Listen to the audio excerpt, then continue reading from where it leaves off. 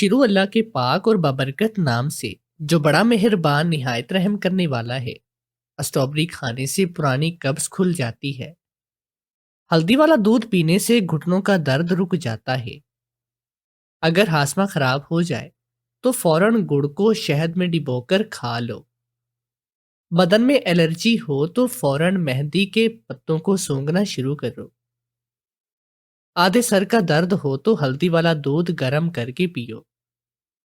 پیٹ میں کیڑے ہوں تو کیلے کے چھلکے چباؤ۔ سانس کی بیماری ہو تو گیلی مٹی کی خوشبو سونگھا کرو۔ جوڑوں میں درد رہتا ہو تو زیتون کا تیل کھانے میں استعمال کرو۔ دبلے پتلے رہنا چاہتے ہو تو گندم کی روٹی کم کھایا کرو اور سلاد زیادہ کھایا کرو۔ چھری سے ہاتھ کٹ جائے تو شہد کو ململ کے کپڑے پر لگا کر اس زخم پر لگا لیں۔ کپڑوں پر سالن گر جائے تو اس جگہ پر ٹالکم پاؤڈر لگا کر دھو لیں۔ دیسی پیاز کاٹ کر سونگھنے سے سر درد ختم ہوتا ہے۔ پاؤں پر سوئی یا کانٹا چبھ جائے تو متاثرہ جگہ پر چونے کی موٹی تہ لگا دیں۔ کلونجی کے کالے دانے وزن کو کم کرنے میں مدد دیتے ہیں۔ کچی گاجر چبانے سے خون کی روانی بہتر ہوتی ہے۔ انگوٹھے پر سرسوں کا تیل لگانے سے نظر تیز ہوتی ہے۔ ماتھے پر ہاتھ رکھ کر بیٹھنے سے سر میں درد ہونے لگتا ہے۔ سر کے نیچے ہاتھ رکھ کے سونے سے نیند جلدی آتی ہے۔ لہسن کے پتے چبانے سے نظر تیز ہوتی ہے۔ چقندر کے پتوں کا پانی سر پر لگانے سے خشکی ختم ہوتی ہے۔ چنبیلی کا پودا گھر میں لگانے سے سانس کی بیماریاں نہیں آتی۔ اگر عورت ہمیشہ جوان رہنا چاہتی ہے تو اسے چاہیے کہ اپنا غصہ دبا کر رکھے، کیونکہ زیادہ غصہ کرنے سے چہرے پہ بڑھاپے کے اثرات نمایاں ہونے لگتے ہیں۔ گرم کھانے کے بعد ٹھنڈا پانی پینا سخت نقصان دہ ہوتا ہے۔ زیادہ چائے پینے سے دانت کمزور ہوتے ہیں۔ گھی کا زیادہ استعمال دل کے لیے خطرناک ہوتا ہے۔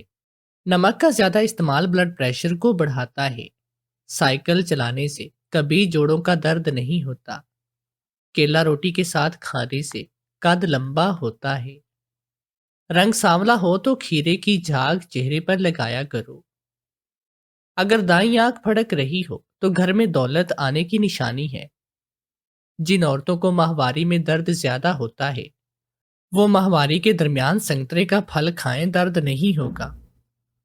جن مردوں کے چہرے پر تل کے نشانات زیادہ ہوتے ہیں وہ بچے زیادہ پیدا کرنے کی صلاحیت رکھتے ہیں۔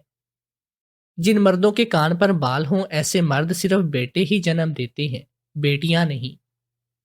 دولت مند مردوں کی نشانی ہے کہ وہ چلتے وقت اپنے ہاتھوں کو کم ہلائیں گے اور آہستہ چلیں گے۔ اگر سخت زکام ہو تو انگور کھا لو۔ ٹینڈے کھاؤ، معدے کا درد کبھی نہیں ہوگا۔ پھٹکڑی کے اوپر انڈے کی سفیدی لگا کر چہرے پر مسل لو، چہرے کی جریاں ختم ہو جائیں گی۔ حاملہ عورت بچے کا رنگ سفید کرنا چاہتی ہے تو زیادہ سے زیادہ انار کا جوس پیا کرے۔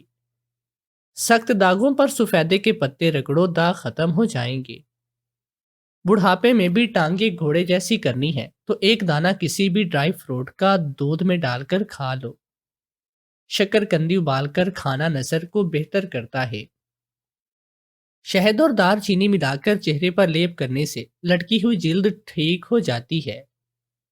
جلی ہوئی جگہ پر ٹھنڈے مکھن کا لیپ کرنے سے جلن دور ہوتی ہے۔ املی جگر کو خراب ہونے سے بچاتی ہے۔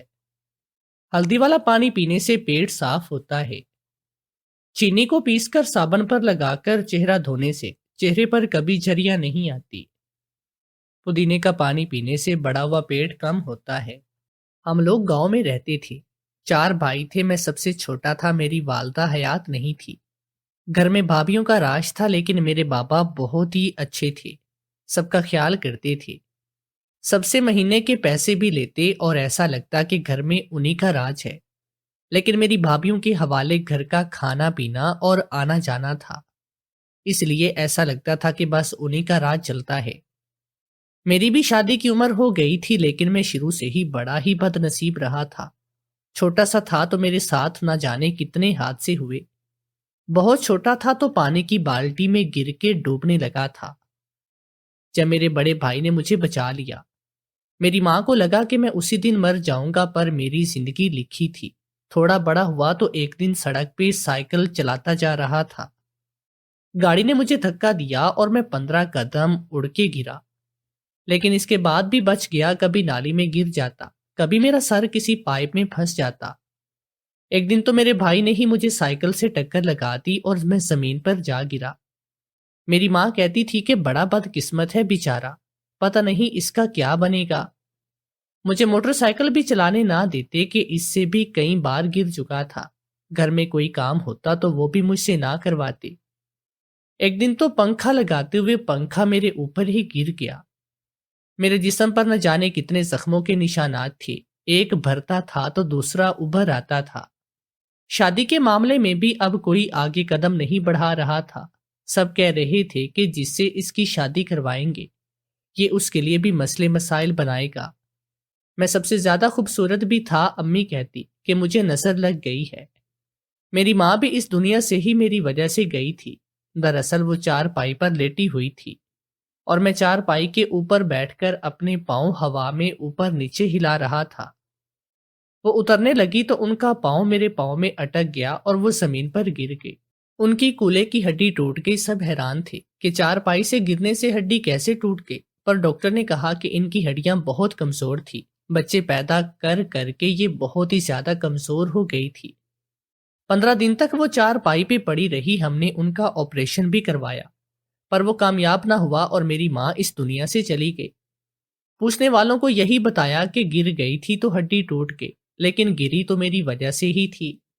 یہ صدمہ بھی میرے دماغ میں پھنسا ہوا تھا۔ آج میرے بڑے بھائی کی شادی کی سالگرہ تھی، گھر میں کھانا وغیرہ بھی بن رہا تھا۔ ہم گاؤں کے لوگ تھے، کیک کا کوئی رواج نہیں تھا، یہاں سے جو کیک ملتا وہ بھی کچھ اتنا اچھا نہیں ہوتا۔ بس کھانا وغیرہ بن رہا تھا اور سوچ رہا تھا کہ میری شادی کب ہوگی۔ بابا ابھی تک نہیں آئے تھے، سب نے مل بیٹھ کے کھانا کھایا تھا۔ بابا تھوڑا لیٹ آئے، ان سے پوچھا کہ کہاں پر تھے، تو کہنے لگے کہ کریم کے لیے لڑکی پسند کرنے گیا تھا، پسند آ گئی ہے مجھے، اس کی شادی کروا دیں گے۔ جب میں نے یہ بات سنی تو کھانا کھاتے ہی میرے گلے میں کوئی پھانس اٹک گئی اور میں نے بری طرح سے کھانسنا شروع کر دیا۔ میرے بابا نے کہا کہ پاگل کیوں ہوا جا رہا ہے، تیری شادی کی بات پکی کر آیا ہوں، اب تو خوش ہو جا۔ میں وہاں سے اٹھ کے چلا گیا تو سب نے کہا یہ تو بیٹوں جیسا بیٹا ہے، تو سب نے کہا یہ تو بیٹیوں جیسا بیٹا ہے۔ شرما کر چلا گیا میں، اگر وہاں سے اٹھ کر نہیں جاتا تو میری شکل سے میری نظر آ جاتا کہ میں شادی کی بات سے کتنا خوش ہوں۔ بالآخر میرے بابا کو میرا خیال آ ہی گیا، وہ باقی سارے بھائیوں کی شادی بھی تو اسی طرح سے کروا چکے تھے، اپنے دوستوں کی بیٹیوں کے ساتھ، اور 2 ان کے رشتہ داروں کی بیٹیاں بھی تھی۔ بس وہ جاتے تھے، لڑکی پسند کر کے آتے اور اس کے بعد بارات لے کر جاتے۔ لڑکا لڑکی ایک دوسرے کو شادی والے دن ہی دیکھتے تھے، یا کبھی بھول چوک سے کوئی ملاقات ہو جائے تو وہ الگ بات ہے۔ مجھے پتا تھا کہ ایسا ہی ہوگا، پر میرے بابا نے 4 بھابیاں بڑی پیاری تلاش کی، بہت ہی خوبصورت تھی، ایک سے بڑھ کر ایک تھی۔ ان کی پسند بہت ہی اچھی تھی، اس کا مطلب کہ میری بیوی بھی بہت ہی زیادہ خوبصورت ہونے والی تھی۔ جب مجھ سے پوچھا گیا کہ لڑکی دیکھنی ہے، میں نے کہا کہ نہیں، جب باقی بھائیوں نے نہیں دیکھی تو میں بھی نہیں دیکھوں گا۔ میرے بابا نے کہا کہ تیرے سے تو اس لیے پوچھ رہی ہیں کہ باقی بھائیوں کی شادی میں اور تیری شادی میں پورے 15 سال کا فرق ہے، اور 15 سال میں تو بڑا کچھ بدل جاتا ہے۔ آج کل تو لڑکا لڑکی ایک دوسرے کو دیکھ بھی لیتی ہے۔ میں نے کہا کہ نہیں بابا، جیسا آپ نے سب کے ساتھ رویہ رکھا میرے ساتھ بھی ویسا ہی رکھے۔ میرے بابا کو میری یہ بات بہت پسند آئی، انہوں نے کہا کہ 4 دن کے بعد ہی نکاح ہے۔ دراصل لڑکی والے بڑے ہی غریب سے ہیں، زیادہ دھوم دھام سے نہیں کر سکتے، اس لیے بس نکاح رسم ہو جائے گی۔ مجھے دھوم دھام سے کوئی مسئلہ بھی نہیں تھا، میں تو چاہتا تھا کہ میری شادی ہو جائے۔ ہاں، میرے دل میں تھوڑے بہت ارمان تو تھے کہ مجھے لگا تھا کہ بابا پورے ضرور کریں گے، لیکن بابا نے کہا کہ اس دفعہ ہاتھ تنگ ہے، فصل اچھی نہیں ہوئی ہے، بے موسموں کی بارشیں ہوئی ہیں، بس تو میری مجبوری کو سمجھنے کی کوشش کر۔ میں نے کہا کہ کہیں میری کوئی بات بابا کو بری نہ لگ جائے اور وہ کہیں کہ اس کی شادی نہیں کرواتے، اس لیے میں بھی خاموش ہو گیا تھا۔ لڑکی کا نام صبا تھا، وہ پڑھی لکھی نہیں تھی۔ جب میری بھابھی نے پوچھا کہ دیکھنے میں کیسی ہے تو بابا نے کہا کہ مناسب شکل و صورت کی ہے۔ میں پھر بھی ان ساری باتوں پر سمجھوتا کرنے کو تیار تھا۔ میری شادی ہو گئی، یعنی کہ نکاح ہو گیا تھا اور اب ہم نے رخصتی لینی تھی۔ میری بیوی بھی گھونگھٹ میں ہی تھی، تو گھونگھٹ آدھا ہی تھا لیکن تھا تو صحیح۔ اس کا چہرہ ٹھیک سے نظر نہیں آ رہا تھا، لیکن دیکھنے میں وہ دبلی پتلی اور خوبصورت لگ رہی تھی۔ اس کا قد بھی لمبا تھا، میں بڑا ہی خوش ہو گیا۔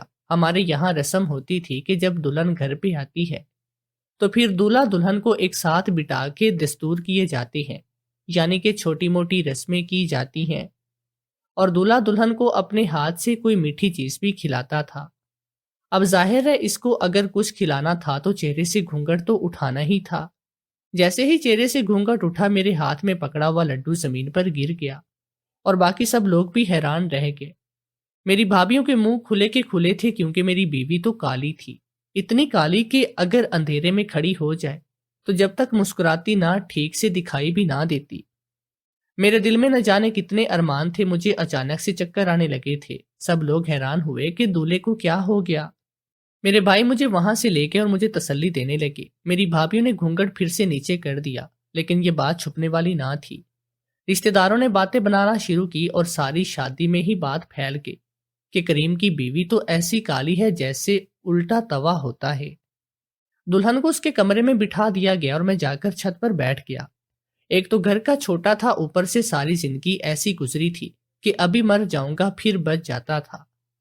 میں نے تو رونا شروع کر دیا۔ میرے بھائی میرے پاس بیٹھے تھے، انہوں نے مجھے تسلی دی اور سیدھا ابا جی کے پاس چلے گئے۔ میرا بڑا بھائی، چھوٹا بھائی اور ان کی بیویاں سب ابا جی کے پاس ہی موجود تھے۔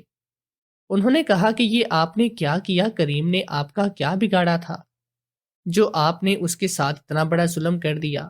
آپ کو اچھی طرح پتا ہے کہ اس کو شادی کا شوق ہے، وہ بات نہیں کرتا تھا، اور پھر کیوں نہ ہو، شادی کا شوق مرد تو بنا ہی اس لیے گیا ہے۔ اس میں اس کا کیا قصور تھا جو آپ نے اس سے بدلہ لے لیا؟ لیکن میرے باپ نے ایک لفظ بھی نہ بولا، اور وہ کچھ بول بھی نہیں رہے تھے۔ اس نے کہا کہ جو فیصلہ میں نے کیا وہ بالکل ٹھیک کیا ہے۔ اب تم لوگ ان دونوں کو ان کی زندگی گزارنے کے لیے چھوڑ دو اور معاملات خراب نہیں کرو۔ اپنی اپنی بیویاں لے کر ایک طرف بیٹھ جاؤ اور وہ دونوں آپس میں ٹھیک ہو جائیں گے۔ اگر تم لوگ بار بار یہ جتاتے رہو گے جو ہوا ہے وہ غلط ہے، تو ان کی زندگی کبھی بھی ٹھیک نہ ہوگی۔ میری بھابھی نے کہا کہ ابا جی، آپ کو یہ کالی کلوٹی کہاں سے مل گئے؟ اسے تو اچھا تھا کہ آپ اس کی شادی میری بہن سے ہی کروا دیتے۔ مانا کہ اس کو ایک دفعہ طلاق ہو چکی ہے، لیکن اسے تو وہ 1000 گنا بہتر تھی۔ اس کے شوہر نے کہا کہ ہاں، یہ بات بھی بالکل ٹھیک ہے، اس کالی سے تو میری سالی بہت ہی بہتر تھی، کم سے کم خوبصورت تو تھی۔ ابا نے کہا کہ اپنے اپنے مشورے اپنے پاس رکھو، جو ہونا تھا وہ ہو گیا۔ میرے بھائی نے کہا کہ جو ہونا تھا وہ ہو گیا نہیں۔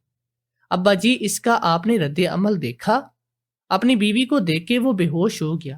کل کو کیا ہوگا؟ پھر وہ مرد ہے، اس کے پاس حق ہے۔ اگر اس نے اس لڑکی کو طلاق دے کے اپنی زندگی سے نکال دیا تو پھر آپ کیا کریں گے؟ اور بات تو سچ ہے ابا جی، اگر ہم اس کی جگہ ہوتے نا تو ہم بھی پہلی رات ہی طلاق دے دیتے۔ وہ تو اتنی کالی ہے کہ اسے دیکھ کے ڈر لگ رہا ہے، عورت تو کسی طرف سے لگ بھی نہیں رہی۔ تب میرے بابا نے ایسی بات کی کہ سب حیران تھے اور چپ ہو گئے، فوراً وہاں سے واپس بھی آ گئے۔ میرے بابا نے کہا کہ اگر اس نے صبا کو طلاق دی تو میں اسے جائیداد سے آگ کر دوں گا، اس کو گھر سے نکال دوں گا، ڈیرے تک پہ بھی قدم نہیں رکھنے دوں گا، اور جس نے اس کا ساتھ دیا اور مجھے پتا چلا کہ وہ بھی اس کے ساتھ ملا ہوا تھا، اس کے ساتھ بھی یہی رویہ کروں گا۔ سچ تو یہی تھا کہ ہمارا خاندانی گھر تھا، زمینیں تھی، ڈیرا تھا، اور وہ سب کچھ ابھی بھی ابا جی کے ہاتھ میں ہی تھا۔ اس لیے سب خاموش ہو گئے اور وہاں سے واپس آ گئے۔ میں بھی چھت پہ بیٹھا تھا، وہ میرے پاس واپس آئے اور کہنے لگے، دیکھ اب قسمت تو اللہ لکھتا ہے نا، جوڑیاں تو آسمانوں پہ بنتی ہے، تو ایک کام کر، تو چلا جا دیکھ، اللہ بھی کہتا ہے اگر بیوی پسند نہ ہو تو اسے چھوڑو، نہیں ہو سکتا ہے کہ اسے آپ کو نیک اولاد مل جائے، ہو سکتا ہے کہ اس کے آنے سے آپ کی زندگی میں رزق آ جائے، تو اپنی بیوی کے پاس چلا جا، وہ تیرا انتظار کر رہی ہوگی۔ میں حیران رہ گیا کہ یہ سارے تو قافلے بنا کے میرے لیے انصاف مانگنے نکلے تھے اور واپس آ کر مجھے ہی تسلیاں دے رہے تھے اور کہہ رہے تھے کہ جو ہو گیا اسے قبول کر لے۔ میں اپنے کمرے میں چلا گیا۔ میں نے اپنی بیوی سے کوئی بات تک نہ کی اور سو گیا۔ مجھے اپنی بیوی پہ بہت ہی غصہ آتا تھا۔ میری ساری زندگی ایسی تھی کہ میرے ساتھ کچھ نہ کچھ ہوتا رہا، اور اب بس مجھے تو جیسے اپنا غصہ نکالنے کے لیے ہی کوئی انسان مل گیا تھا۔ میں اپنا غصہ بیوی پہ نکالتا، وہ مجھ سے پیار سے بات کرتی، میں اسے ڈانٹ دیتا تھا، وہ مجھے کہتی بات سنیں تو میں کہتا کہ کیا بات ہے، کیا مصیبت ہے، یہاں تک کہ اس نے مجھ سے ڈرنا بھی شروع کر دیا۔ وہ ڈر ڈر کے بولتی، سہم سہم کر بات کرتی، بس اتنا ہی کہتی کہ کھانا بن گیا، آپ کھانا کھا لیں۔ وہ بہت ہی اچھا کھانا بناتی تھی، اس کے کھانے کی تعریف پورے گھر میں ہونے لگی۔ باقی بھابھیوں کے کھانے اس کے ہاتھ کے بنائے ہوئے کھانوں کے آگے تو کسی جیل کے کھانے کی طرح لگتے تھے، اور وہ ایسا کھانا بناتی تھی کہ جیسے کسی محل میں بن رہا ہے۔ اب تو مجھے اس کے ہاتھ کے کھانے کی عادت سی ہو گئی۔ ایک دن اس نے کھانا نہیں بنایا تو میں نے اسے ڈانٹ دیا اور اس کے منہ پہ تھپڑ بھی دے مارا کہ تم نے کھانا کیوں نہیں بنایا۔ وہ کہنے لگی کہ مجھے بڑی بھابھی نے کمرے سے بلایا تھا اور کہا تھا کہ آج کے بعد تم کھانا نہیں بنانا، تم کھانا بناتی ہو تو ہم سب کی بےزتی ہوتی ہے۔ انہوں نے مجھے کچن سے نکال دیا، اس لیے میں نے کھانا نہیں بنایا۔ میں خاموش ہو گیا، لیکن پھر ابا جی نے بھی شور ڈال دیا اور کہا کہ کھانا تو صبا بیٹی ہی بنائے گی اور تم سب باقی گھر کے کام کرو، کپڑے دھونا، برتن دھونا، گھر کو صاف کرنا، جانوروں کا خیال رکھنا، ڈیرے کی صفائی کرنا۔ ابا جی نے یہ سارے کام باقی بھابھیوں کے ذمہ لگا دیے اور صبا کے ذمہ صرف کھانا ہی بنانا لگا دیا۔ باقی سب کو بھی اس سے نفرت ہونے لگی، وہ بھی اس کے خلاف چالیں چلنے لگے۔ ادھر سے میں نے بھی اس کا جینا حرام کیا ہوا تھا، لیکن میں حیران ہوں اس لڑکی پہ کہ وہ کچھ بولتی بھی نہیں تھی، خاموش ہی رہتی تھی، سب کچھ برداشت کرتی رہتی تھی، اور برداشت کرتی بھی کیوں نہ، آخر ٹھیک اس کے اندر ایسا ہی تھا کہ وہ میرے سامنے زبان کھولتی۔ اسے پتا تھا کہ اس سے تو کسی نے بھی شادی نہیں کرنی تھی، کسی ایسے مرد نے بھی اسے شادی نہیں کرنی تھی جو اپنی آخری سانسیں لے رہا ہوتا۔ تو پھر میں تو جوان تھا، خوبصورت تھا، اور ایک دن میں نے دیکھا کہ وہ ابا جی کے پاس بیٹھی تھی۔ اس نے کہا کہ آپ نے اپنے بیٹے کے ساتھ ساتھ مجھے بھی ظلم کیا ہے، اپنے اتنے خوبصورت بیٹے کی شادی آپ نے مجھ سے کروا دی۔ آپ کی میرے ابو سے دوستی تھی، آپ گھر میں آتے جاتے تھے، ابو بھی تو آپ کو یہی بتاتے تھے نا کہ میری بیٹی کی شادی کبھی نہ ہوگی، لیکن آپ نے کہا کہ میں اپنے بیٹے سے اس کی شادی کرواؤں گا، اور آپ نے بہت برا کیا۔ اس وقت مجھے لگا کہ شاید میری قسمت بدل جائے گی، اور میری زندگی تو پہلے سے بھی بری ہو گئی۔ پہلے تو مجھے اپنے تانے دیتے تھے، اب تو مجھے میرے سسرال میں بھی تانے سننے پڑے۔ میرا شوہر بھی میرے ساتھ اچھا رویہ نہیں رکھتا۔ آپ نے یہ کیا کر دیا؟ میرے ابا نے کہا۔ بیٹی صبر کر، سب کچھ ٹھیک ہو جائے گا۔ انہوں نے اس کو بھی وجہ نہیں بتائی کہ آخر انہوں نے یہ سب کیا کیوں تھا۔ میں نے صبا پہ ظلم بڑھا دیا۔ میں چاہتا تھا کہ میں اس پر اتنا ظلم کروں کہ وہ خود ہی میری زندگی سے نکل جائے، کیونکہ مجھے ابو نے کہا تھا کہ اگر میں نے طلاق دے دی تو وہ مجھے جائیداد سے آگ کریں گے، لیکن اگر وہ خود ہی میری زندگی سے نکل جاتی تو پھر ایسا کچھ نہیں ہوتا۔ اس لیے میں اس پہ ظلم کرتا ہی چلا جا رہا تھا، پر وہ سب کچھ برداشت کر رہی تھی۔ اب تو میں اسے کہتا کہ وہ زمین پہ سویا کرے، وہ بھی بنا تکیے اور بنا چادر کے، میرے ساتھ بیٹھ کے کھانا نہ کھایا کرے، اور میرے سے کوئی بھی بات نہ کیا کرے۔ اس کو چھوٹی موٹی چیزوں کی ضرورت ہوتی تو میں اسے نہیں لا کے دیتا، پر میرے بابا اسے لا کے دیتے تھے۔ دن اسی طرح سے گزر رہے تھے۔ ایک دن مجھے کسی کام سے شہر جانا تھا، میں شہر چلا گیا۔ وہاں پر ایک لڑکی سے ملاقات بھی کرنا تھی جس سے میں فون پہ باتیں کرتا، وہ میری دوست تھی۔ اس نے کہا تھا کہ شہر آ جاؤ میرے گھر، مجھ سے مل لو۔ وہ میری شکل صورت پہ بر بٹی تھی۔ میں نے بھی سوچ لیا تھا کہ میری بیوی ایسی ہے تو مجھے حق ہے کہ میں کسی بھی عورت سے چکر چلاؤں، اور یہ سب کچھ میرے بابا کی وجہ سے ہوا ہے۔ اگر وہ مجھے میری پسند کی بیوی تلاش کر کے دیتے، یا کم سے کم ایسی جو باقی بھائیوں کی بیویوں کی طرح خوبصورت تو ہوتی، تو پھر میں بھی کیوں کسی اور کے پیچھے جاتا۔ لیکن انہوں نے میری زندگی برباد کی۔ اب میرا جو دل کرے گا میں وہی کروں گا۔ میں باغی ہو گیا تھا۔ میری بیوی کو بھی پتہ چل گیا کہ میرا کسی اور عورت کے ساتھ تعلق ہے، کیونکہ میں اپنا فون رکھ کے باتھ روم میں گیا تھا اور پیچھے سے کال آئی۔ وہ فون اٹھا کے رکھ رہی تھی، لیکن اس کا ہاتھ لگنے سے کال اٹینڈ ہوئی اور اس نے لڑکی کی آواز سن لی۔ جب میں باتھ روم سے نکلا تب میری گرل فرینڈ ہیلو ہیلو کر رہی تھی۔ اس کے سامنے یہ بات آ گئی، لیکن میری آنکھوں میں ذرا سی بھی شرمندگی نہ تھی۔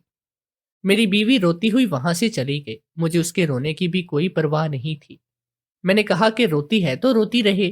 میں دوسرے شہر چلا گیا، اپنی گرل فرینڈ کے ساتھ گھوم پھر رہا تھا۔ ہوٹل میں کھانا پینا کر رہے تھے جب مجھے میرے بابا کی کال آئی۔ انہوں نے مجھے ایسی بات بتائی کہ میں حیران تھا۔ انہوں نے کہا کہ صبا نے گھر کی چھت سے چھلانگ مار دی ہے۔ اب میں ان کی بات سن ہی رہا تھا کہ ایک تیز رفتار گاڑی ہماری طرف آئی۔ میری وہ دوست تو بچ گئی لیکن میں اس گاڑی کی زد میں آ گیا۔ میں ہوش میں تو تھا لیکن مجھے ایسے محسوس ہو رہا تھا کہ مجھے کافی ساری چوٹیں اور زخم لگے ہیں، اور مجھے میری ٹانگ تو محسوس بھی نہیں ہو رہی تھی۔ جب میں واپس آیا تو صبا بھی بستر پر پڑی تھی اور میں بھی بستر پر۔ اس کی حالت میرے سے زیادہ بری تھی اور میری حالت بھی بہت ہی زیادہ بری تھی، لیکن وہ بالکل بے ہوش تھی، اسے ہوش نہیں آ رہا تھا۔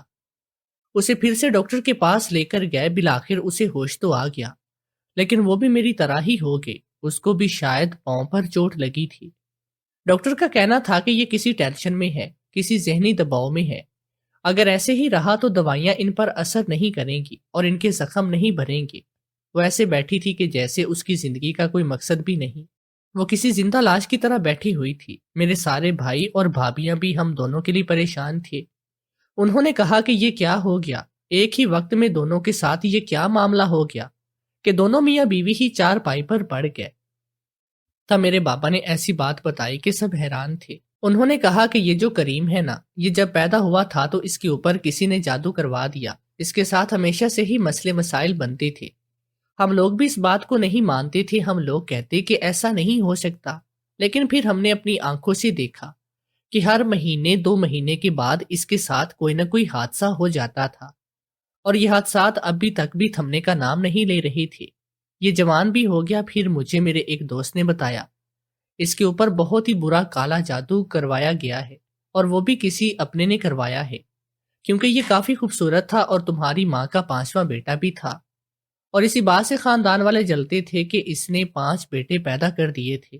5 بیٹے ہونے کی وجہ سے ہی تو مجھے میرے باپ کی جائیداد میں بہت بڑا حصہ ملا تھا۔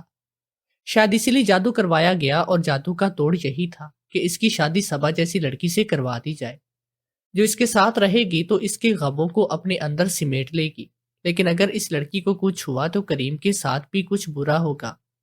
ہم لوگ ابھی بھی اس بات پر یقین نہیں کر رہے تھے، حالانکہ ہوا ایسے ہی تھا کہ ادھر صبا نے چھت سے چھلانگ لگائی تو ادھر کریم کا بھی ایکسیڈنٹ ہو گیا، جبکہ وہ دوسرے شہر میں بیٹھا تھا۔